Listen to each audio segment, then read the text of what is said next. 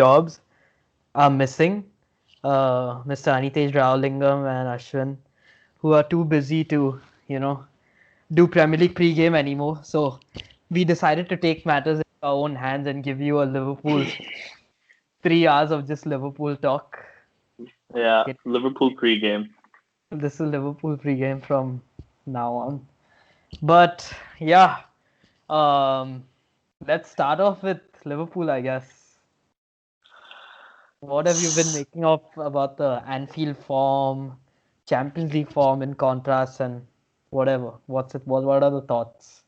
I think the game yesterday proved a lot of things that almost seemed like too simple of a solution. Obviously, we did win the first leg 2-0, but getting Fabinho back in the sixth role, playing your best players in their best positions and just kind of saying, okay, like we'll just play the young center backs at the end of the day. They're center backs. Fabinho, I mean, was an absolute monster. Um, it helped free up Thiago. Like I was thinking about, obviously he had that chance early on where he tried to pass it to Salah, but like I was thinking about where he was on the pitch, and in the last 4 months, I don't ever think I've seen him that advanced of a position, regardless of what happened. And this is what we've kind of been saying, why not just, and this is something I was talking to Anitej about, why not just try playing Fabinho there? I think against Chelsea, I still understand why he played Fabinho at center back, in a bigger game like that. I think he wanted the experience, but I think, this definitely was, it felt like a much better performance, even though the scoreline was only 2-0 compared to the first leg, which was also 2-0. This felt like there was a little bit more control. Not to say Leipzig didn't have chances, but a much much better performance. So do you think he's gonna? You think he just has to stick with this lineup on Monday against Wolves? Do you still think that there are going to be issues, not necessarily with home form, but just overall form? I don't know. I find it interesting, like, the whole Fabinho in midfield. Like, right now, it definitely seems like, a simple solution. But I wonder if, with the circumstance and all, he could have done that earlier. And I don't know if this home form of like losing six on the bounce is to do with Fabinho there or not. I just feel like the mentality, as Mr. Jamie Carragher put it, the mentality monsters have become mentality midgets. So I don't know. And I mean, I feel like he's not going to start Nat Phillips against Wolves because he's played 2 games in 5 days, and Klopp will 100% think he needs a rest, even though international break he has nowhere to go to. But I don't know. In the whole context, I feel like Jota won't play. Like Firmino will be brought back. Fabinho might drop in centre back, which I think will be a mistake. I want him to play the exact same lineup as he did, and like more importantly, like I want him to like I want Liverpool to create chances and score that Right. score a goal in the Premier League. Like it's crazy that Everton have scored more goals at Anfield than Liverpool have in whatever 2021. So I don't know, and it just Yeah, felt I like a mean, breath of fresh air in the Champions League. I think that when we say that they lost, how many ever games, 5, 6 games at home now in a row, I definitely agree. It's not necessarily just Fabinho, but I think, like you said, it's just mostly hopefully this performance turns a new leaf for the rest of the season. Getting through to the next round of the Champions League is big, like we've talked about, just over that two-legged tie, it seems like the team just somehow manages to scrape results because I think at the end of the day, teams know that they can't really play for a draw versus in the league where they can just, sit back and be like, come at us. Versus this way where especially if Liverpool go ahead, they have to come at you, and that, as we know, suits them best. But it will be interesting to see the team selection. But like you said, I mean, Nat Phillips was an absolute monster, but I mean, we'll have to see whether. I mean, what do you make the chances of top four right now if you had to put a percent on it? I would like say they have like maybe a 10% chance finishing in the top four. Like I've Yeah, written it, I was thinking 20, so pretty similar. It's not looking good at all. which is crazy to see, right? Because like before we started even losing, before we lost that one game at Anfield, like we had that whole home record and all. Klopp said before that it'll be a big achievement if we finish top four with this season. Maybe he Right. saw things in training and he knew what's like. He didn't know like this is coming, but he knew that this is going to be a tough task, and it playing out like this, like no one expected. But it just puts it in perspective, like how hard top four is this season because how shit everyone is and how good everyone is. And I absolutely don't see us finishing top four. And the only hope is like to win the Champions League, but that's also asking a bit much. Yeah, it is. I mean, like I said, I think it's truly just that mentality thing. Hopefully this weekend or this on Monday, you score a couple of goals, win by at least 2 goals, and that could, open the floodgates. You have another bad performance or another drab performance, and then it's just like, where do we even go from here? And this is the first time as a Liverpool fan I'm like desperately looking forward for an international break. Like they get to break away from the squad, they like Right. get to go to their Yeah. international teammates, and also I feel like this whole I Leipzig mean, thing you was. say that until we get an injury, so Fortunately, we don't have Lalana, so always coming yeah. after the break. But yeah, I mean that's that for Liverpool, I guess. What did you make of the United City game the past weekend? I actually only caught the second half of it, interestingly enough. I think it was just a long time coming. At some point, City had to give it up. But I mean, Luke Shaw this season is, someone that, some needs to be talked about. I think Bruno at the moment, a couple of weeks ago, I think had the best odds for winning PFA Player of the Year.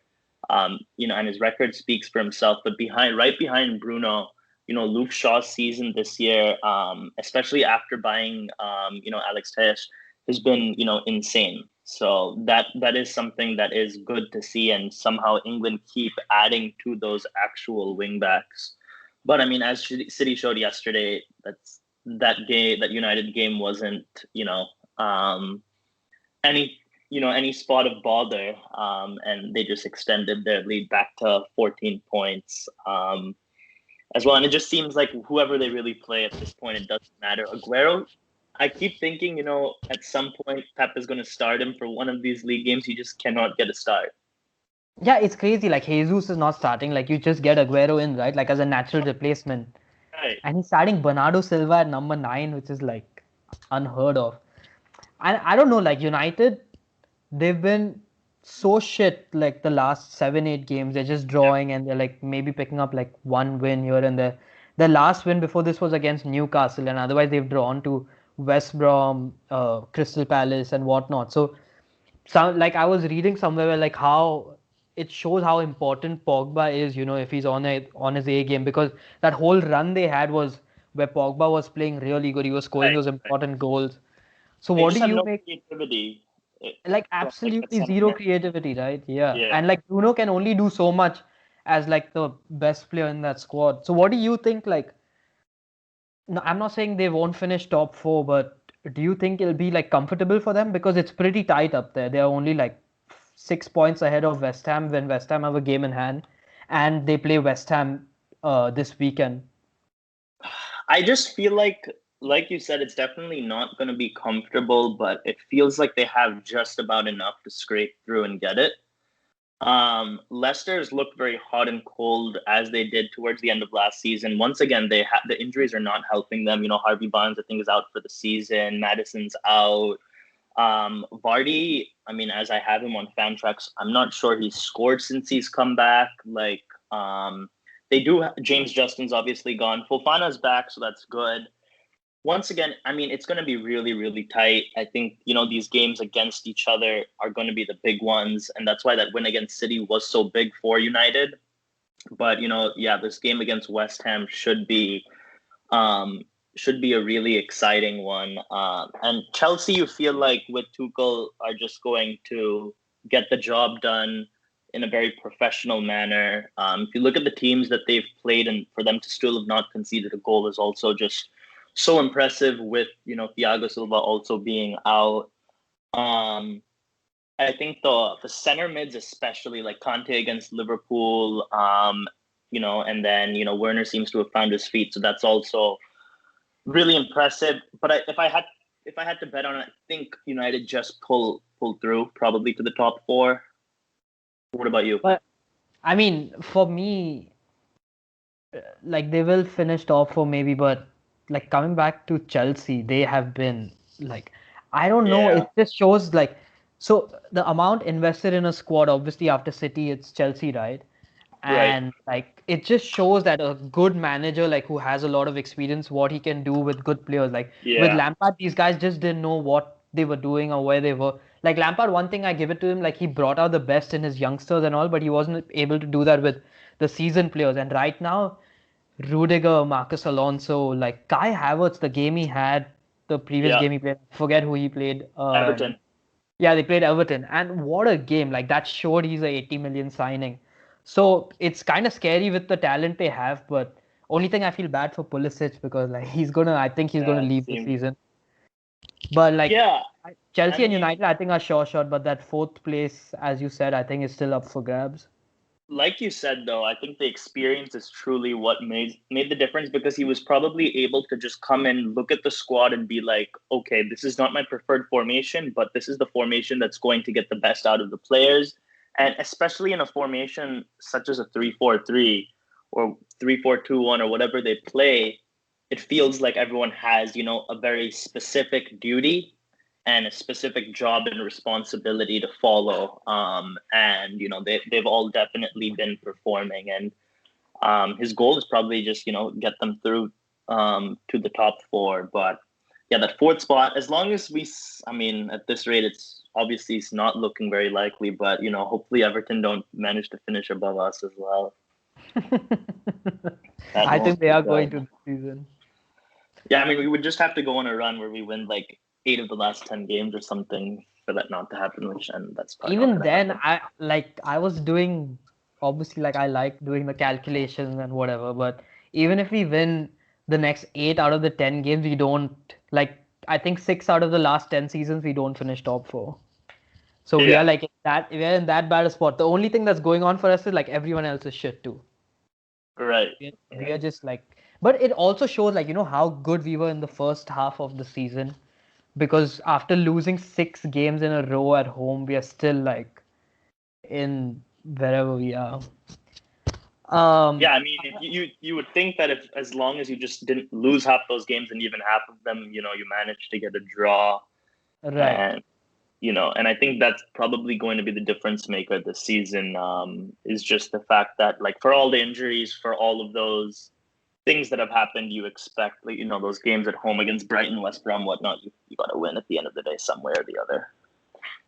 Another big fixture for this weekend is the North London derby. It would have been great to have Anitej there with Bale and Kane and Son playing the way they are. At least they've been scoring goals in the last couple games. What do you make of this game? Like how important it is for Mourinho and how important it is for Arteta?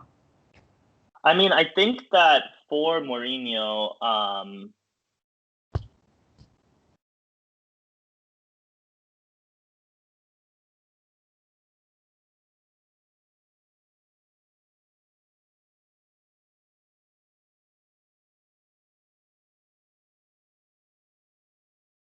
can you hear me?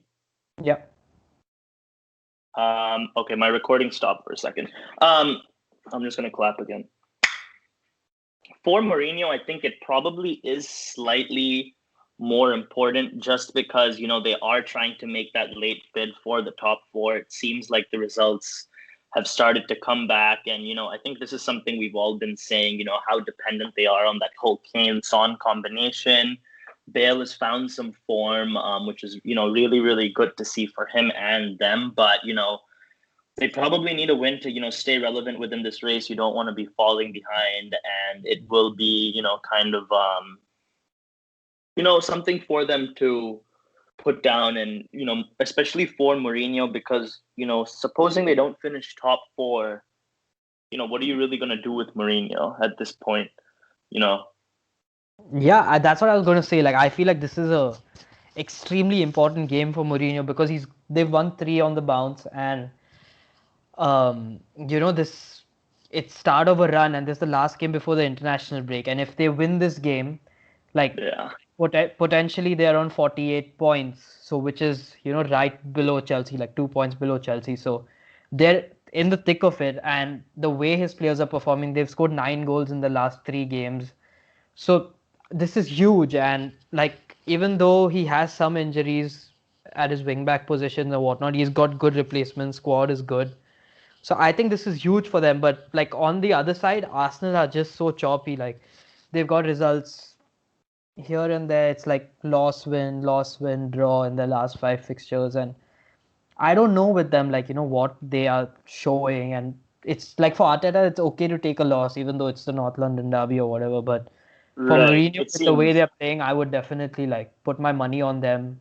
And I would actually go back and say, like what I said at the start of the season, that Spurs could be the team that finishes top four, like not win the title and all that, but they would definitely be a big challenge for that yeah. I last mean, four. for Arteta especially, you assume they're going to give him another year because that is a project they believe they're building towards with Mourinho. It's not really as much of a project, I would say, from a long term perspective. But at the same time, let's just say Arsenal finish, whatever they finish 7, 8, somewhere in that range. You give Arteta another year, like you know, it's not like they didn't buy reinforcements. They got Partey. Granted he's been injured for a lot of the season.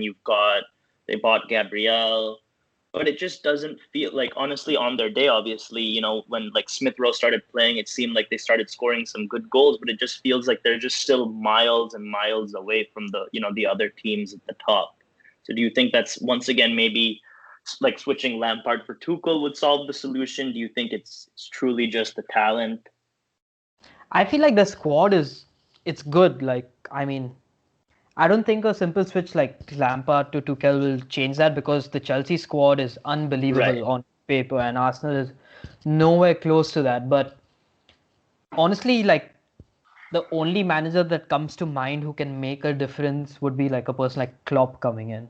You know what he did with Liverpool and just changed the whole thing. Like the first 11 was absolutely changed in like next 2 years. But I don't see, like, I feel like the whole thing they have to be patient with Arteta. And but yeah, I don't know. But yeah, Mourinho, it's absolutely a different case. But so I was listening to the Ramble today, and they were talking about Mourinho's relationship with Levy. Have you seen the uh, All or Nothing documentary? So apparently, Yeah. like Levy, like has a good relation. Like he looks up to Mourinho in Yeah. a way. And Yeah. recently he said that his thousandth game he wants to win a title with Spurs, and the Carling Cup final his 999th or thousand game, depending on some whatever.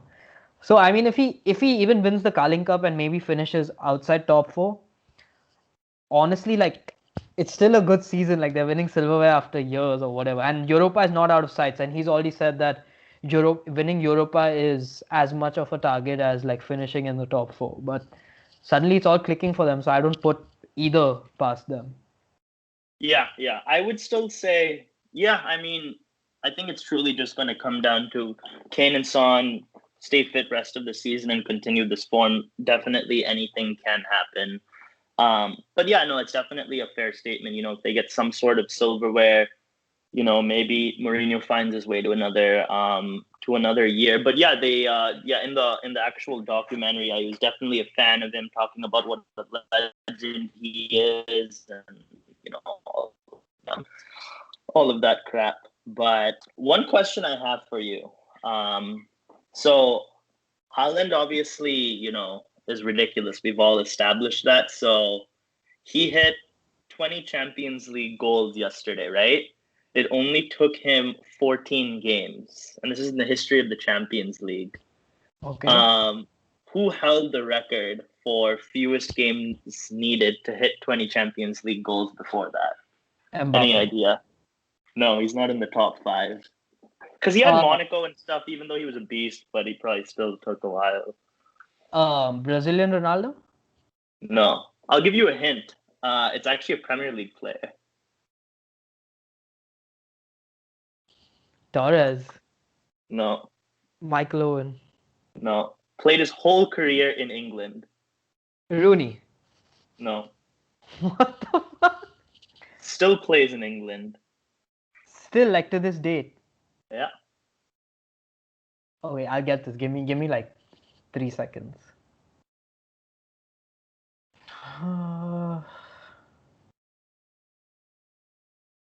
No way. It took him 24 games, fewest games needed to To 20 score Champions League. 20 20 goals.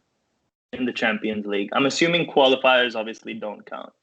He's played in England his whole life. Or like Yeah, bulk I'm of his pretty career. sure. That's what we know him for. But I would still say his whole life as well. Yeah. Oh, Kane? Yeah, Harry Okay. Kane, Okay. which is That was dumb. crazy I to should have think got that about. fast. But yeah. Dude, Um.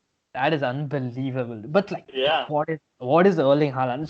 Since we've come to this topic, we can't like not discuss it. Like, is it over? I Like mean, Ronaldo, Messi, and Haaland and Mbappe are the new. I don't know if you saw the Porto Juventus game. Obviously Ronaldo's gotten a bunch of shit for, turning when he jumped, and they're saying, that's not like Capello started talking about it. I mean, you can look at that, but overall, I think at the end of the day, especially with the fact that Porto's being down to 10 men, you should be winning that game. So I think there's no real excuses there. Juventus once again just get stuck in,